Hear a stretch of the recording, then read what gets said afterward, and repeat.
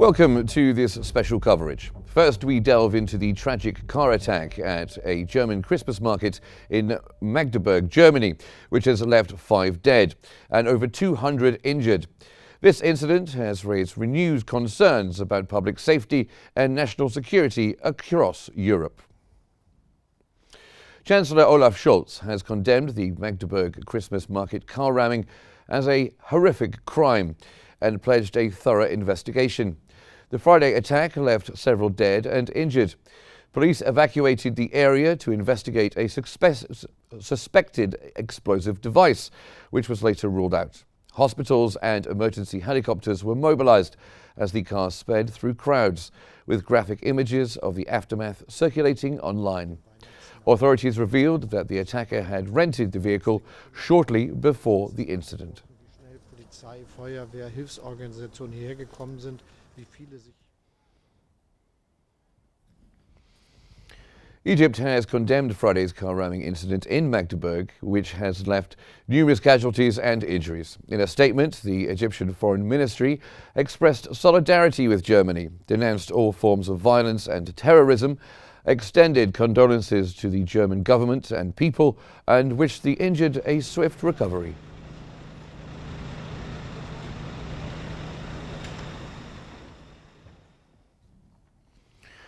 A Saudi source told Reuters that the kingdom had warned German authorities about the attacker and his extremist behavior, urging them to take precautions. The Saudi source told Reuters that the warning came after the attacker posted content on the platform X, reflecting his extremist views and threatening security.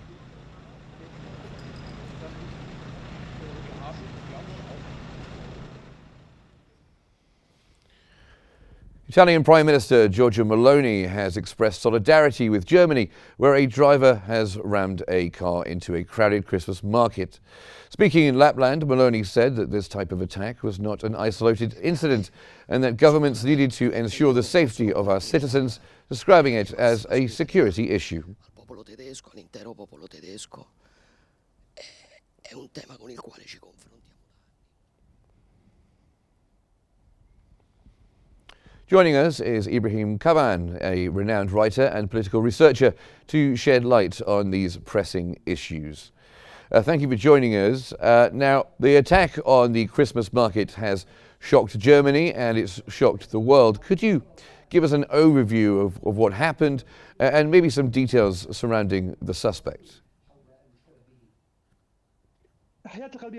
My heartful greetings to you. What happened in Germany is something very tragic, and it was very customary with the Christmas celebrations to have some kinds of attacks like these, especially that there has been a huge crowd because those terrorists target those markets where people are celebrating Christmas. So such attacks have had a lot of tragedies before.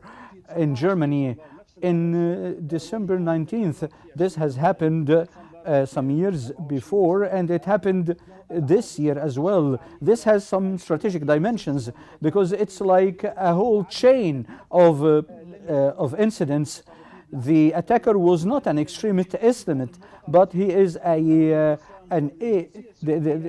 atheist Saudi, and he defected from Saudi Arabia, and he has expressed his animosity against Islam and against refugees. And as the German press said, he was focusing on one thing, that Germany is a hotbed for the extremist Islamist ones. So he said that this was a lesson to Germany so as not to host such extremists. So whether it is the ideas of radical political Islam or radical atheism, it's the same agenda, it's the same way of thinking, and it's a direct threat even to the Muslims, because some of the victims were immigrant Muslims. So what is happening is a repetition of the same strategic hate that is expressing itself and hitting on security and peace in Germany.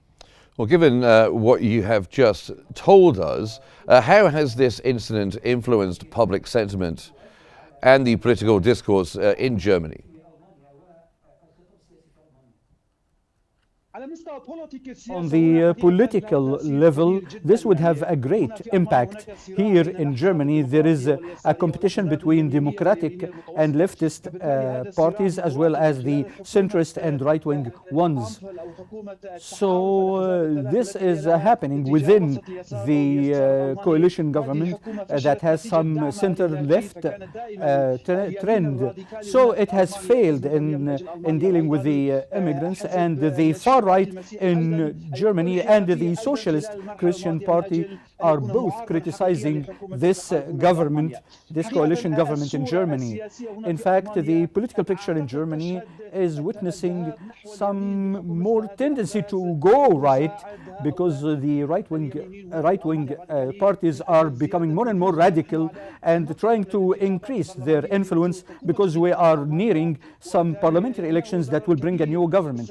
So such incident will play a great role in shaping how things happen in the future. And such incidents have changed things regarding the general mood of the German voter. So I think this incident as well will be part of the propaganda used by the right-wing parties that wish to have more stake in the Bundestag and in the next German government.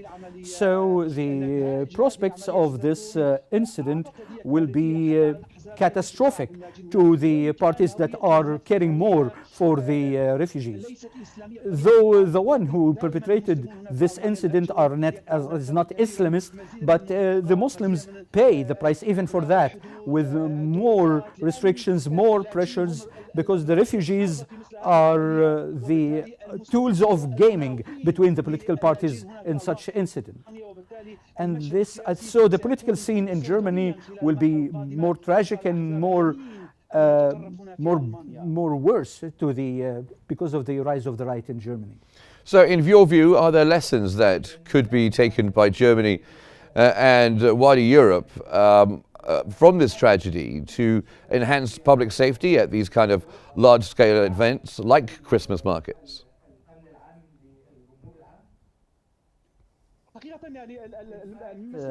Such incidents, such operations would have a direct impact even on the security apparatus.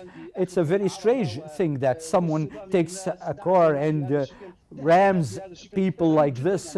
It's very strange. So what could the security do?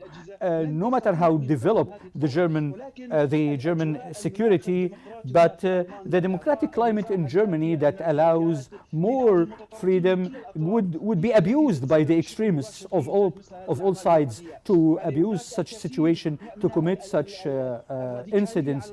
There is a lot of radicalization happening on the social media. If you go back to what he has written, this attacker in Magdeburg, he is saying that he will do everything bad to Germany, and he will have more terrorist acts against Germany, and he is an atheist, and he is against Islam, and he is with anybody who fight against the refugees. So the German security should be more attentive to such people, and to be more attentive to the people who come to Germany and those who abuse the democracy in Germany. Of course, the personal freedom is guaranteed by the Constitution, but this incident, according to my view, will be building up more security operations and even more security pressures. I think that the file of the refugees in the upcoming 2 months would be on the table of the German government and the German state, and there will be more restrictions against anybody who wish to take asylum in Germany. There will be more security vetting of the people who come to Germany, whether the ones who seek asylum, do they deserve the asylum or not. Actually, who would benefit from such operation? It would be the far right in Germany. They will be the prime winner of such operation in Germany. And who supports that kind of thing in Germany? After reading what has been propagated on the social media, it's not only the ones who are against refugees, who are against Muslims, and who is advising Germany not to welcome any refugee or asylum seeker. And of course, the German elections are on the way in February. The AFD will be making lots of this, even, as you say, even if this person was more of a far-right secular actor than an Islamist. They will make a lot of it. How do you think it will play out in the election campaign? For sure, the right-wing parties and the far right in Germany will try to benefit from this incident because their popularity has declined over the last 4 months. And I believe that through such incidents, they will make use of it because such incidents would help their discourse. No matter the refugee is a political Islam or a radical atheist, the far right will make use of this. And I believe that the general mood in Germany since yesterday and in the German press, and according to the analytics that were propagated, I believe that this incident affected a lot the mentality of the German voter, and the mobilization for the right wing will be more in the upcoming period.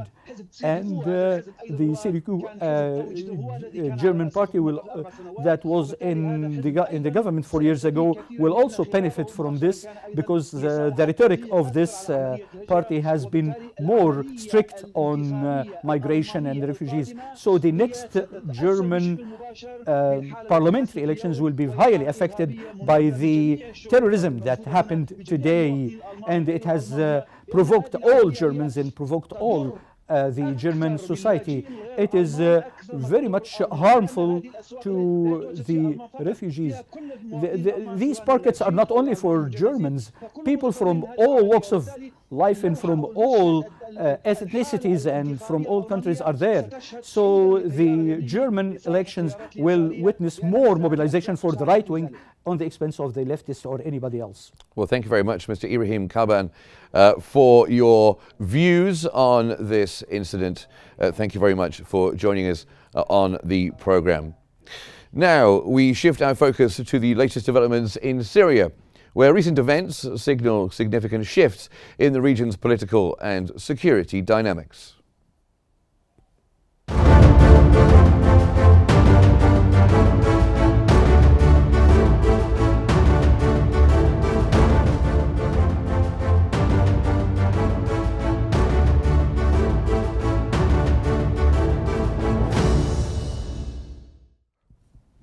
The United Nations Security Council has extended its long-running peacekeeping mission along the Syria-Israeli-occupied Golan Heights border for 6 months.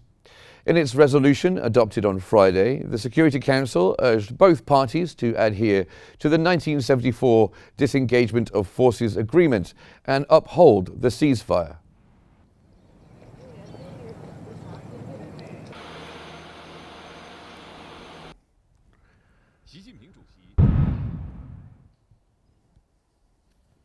Director General of the International Organization for Migration, Amy Pope, has warned that Syria is currently incapable of managing the large influx of returning refugees. Speaking in Geneva shortly after returning from Syria, Pope said that the IOM does not encourage large-scale returns at the moment, as the country is not ready to absorb a large number of displaced people. She added that such a move would overwhelm the country and could have more of a disruptive impact on the already fragile peace process.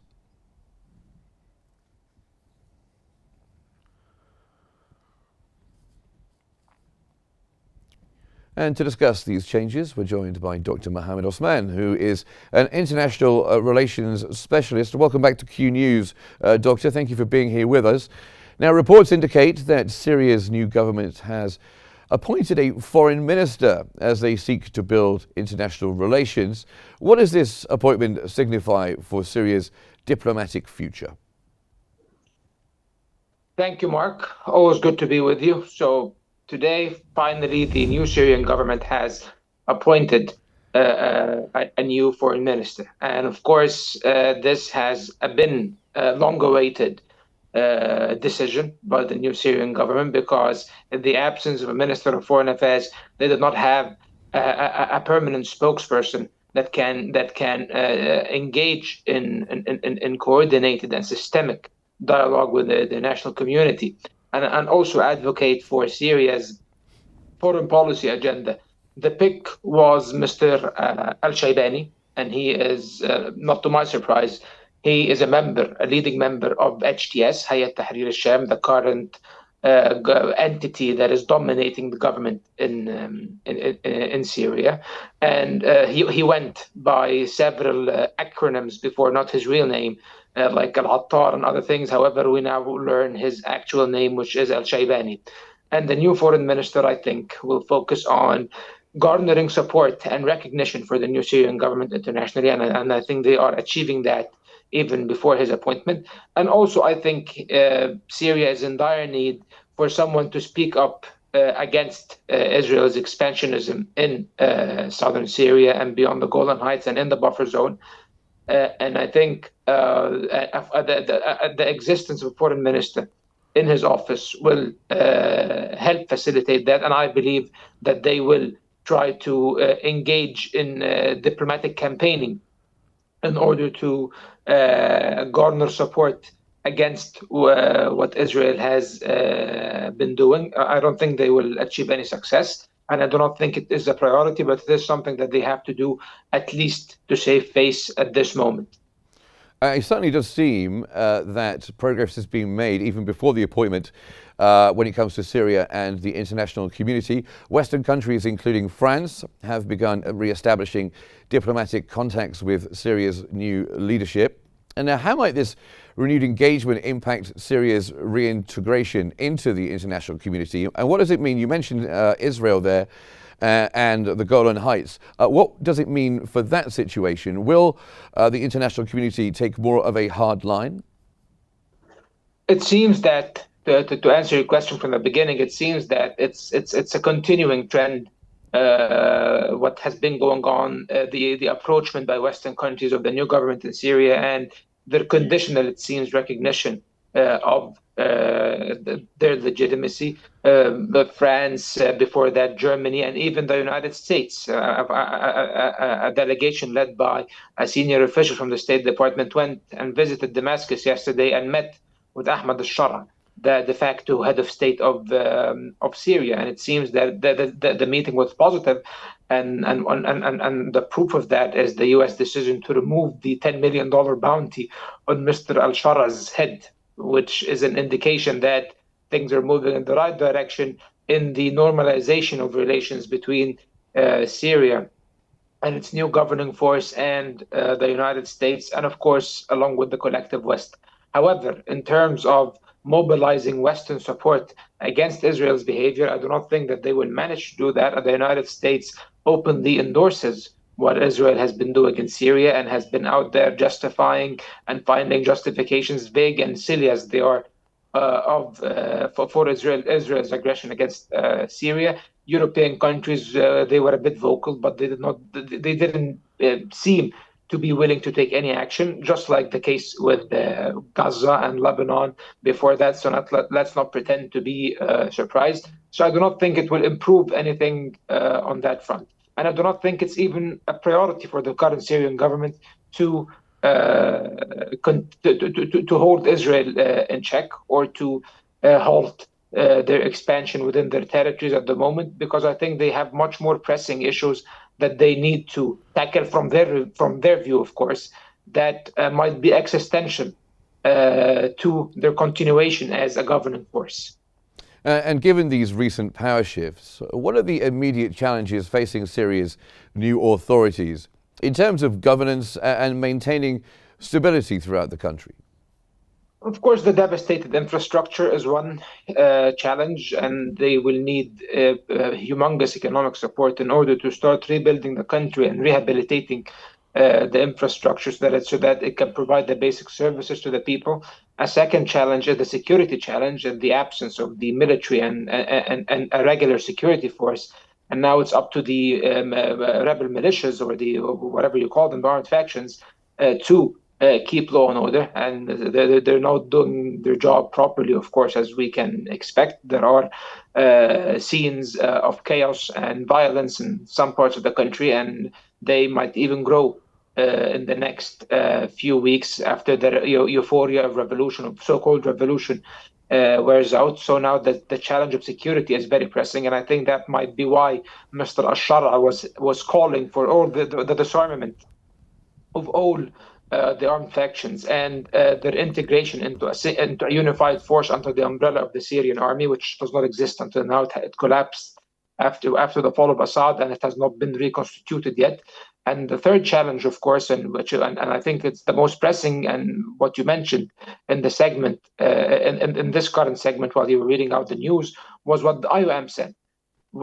So far, about 150,000 to 200,000 refugees have returned to Syria, and the country is struggling to receive them back because of the devastated infrastructure. It doesn't seem that the return of the refugees will be appropriate at the moment, at least en masse. About 7 million Syrians have been displaced abroad as refugees. So you can imagine them coming back en masse or in the millions. This will overwhelm the capacities, the already overwhelmed capacities of the Syrian government. So I think that this needs to be coordinated, and I think Syria urgently needs economic support from the United Nations and from the international actors and from the Western powers, of course, immediately, so that they can deal with these very pressing issues, because if they don't, and if the humanitarian situation continues to deteriorate in Syria, then the chances of descending back into chaos and open conflict become higher. And I know many of those Syrians who've been displaced and are either refugees or seeking refugee status elsewhere don't want to come back too early. They want to see what happens first, and many have said that. Looking ahead, what role do you foresee for regional powers and the international community in supporting Syria's transition during this critical period? Well, we are hearing the right messages, at least what we hear in the press statements to the press made by various governments. For example, the Arab countries led by Egypt and Saudi Arabia and Qatar and Iraq and others, they are focused on guaranteeing a political transition in Syria that is inclusive and that is stable and that can be open to all the actors in Syria, all the political and social actors, as well as the different ethnic groups and religious groups. This is an approach, and at the same time, Turkey is singing the same song. However, Turkey is engaging in a conflict by proxy with one of the components of Syrian society and the Syrian political scene and the military scene, which is the SDF, which represents the interests of the Kurds, and they want Kurdish autonomy. Turkey wants to deny them autonomy, and Turkey seems to be taking military action to that effect. Today in the city of Jarablus in northern Syria, Turkish tanks and armored vehicles rolled into the city, which is under some pro-Turkish rebel forces, under control of some pro-Turkish rebel forces. And there are indications that Turkey might actually launch a military operation in northern Syria in the area of Qnews. And this is a very dangerous escalation if it happens. The United States is struggling and exerting great efforts to prevent this from happening, because Turkey and its proxies are an ally of the United States in Syria, and the SDF is an integral ally of the United States in Syria as well in their fight against ISIS and other radical Islamists. So it seems that the United States is trying to maintain that. Whether the Trump administration will continue to do that after the Biden administration, we do not know. Trump does not seems very disinterested from what we read from his statements about Syria, and this, of course, less U.S. involvement in this regard is a negative. And also other regional actors like Iran, for example, even though they have been kicked out of Syria, basically. However, they might be seeking to reassert some influence and find once again a renewed role inside Syria, which might cause instability if they do that in the wrong way.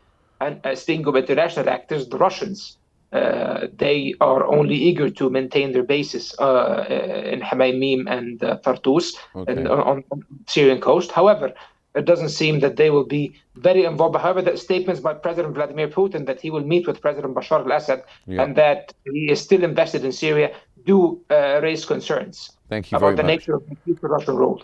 Well, thank you very much, Dr. Mohammed Osman, for your analysis of the situation in Syria. Thank you very much. And that brings us to the end of this special coverage from the tragedy in Magdeburg to the evolving situation in Syria.